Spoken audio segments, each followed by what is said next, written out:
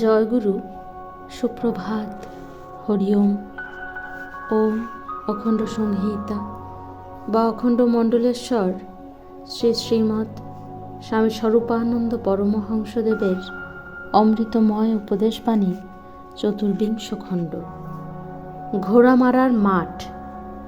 ইংরেজি 1914 সালের যৎকিঞ্চিত আগে কোনো এক বিস্মিত সন্ধ্যায় চাঁদপুর শহর হতে মাইল 1.5-2 দূরে পূর্ব দিকে অবস্থিত রেললাইনের সংলগ্ন দক্ষিণে এবং ডাকাতিয়া নদী সংলগ্ন উত্তরে সুবিস্তৃত তৃণশ্যামল ঘোড়ামারার মাঠে এই চাঁদপুর শহরের নগণ্য 3-4টি তরুণ কিশোর জোছনায় উদ্ভাসিত আকাশের নিচে দাঁড়িয়ে প্রতিজ্ঞা করল, তারা আত্মগঠন করবে, চরিত্র সাধনা করবে এবং অপরাপর বহুজনকে এ কাজে উৎসাহিত করবে এবং উদ্দীপনা দেবে।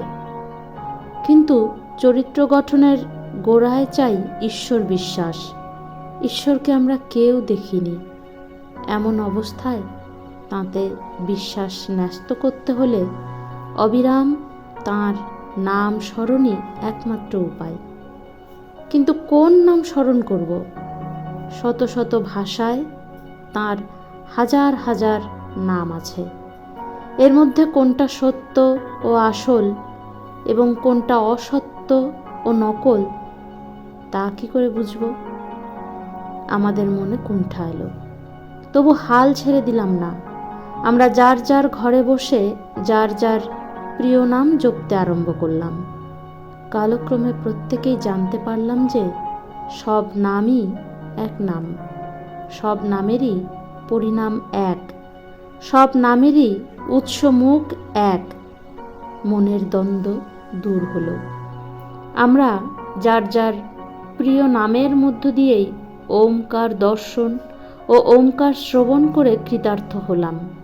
সেই ঘোড়া মারার মাঠে ওই যে আমরা প্রতিজ্ঞা করেছিলাম, তারই জের চলেছে আমাদের বর্তমান বক্তৃতামালায়।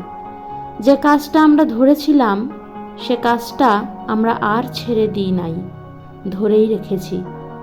যেখানে সুযোগ পাচ্ছি সেখানেই স্পষ্ট ভাষায় সকলকে ডেকে বলে দিচ্ছি, আমরা চরিত্র গঠনের আন্দোলন চালাতে এসেছি এবং এই আন্দোলনের কাজে আমরা প্রত্যেকের সহায়তা চাই।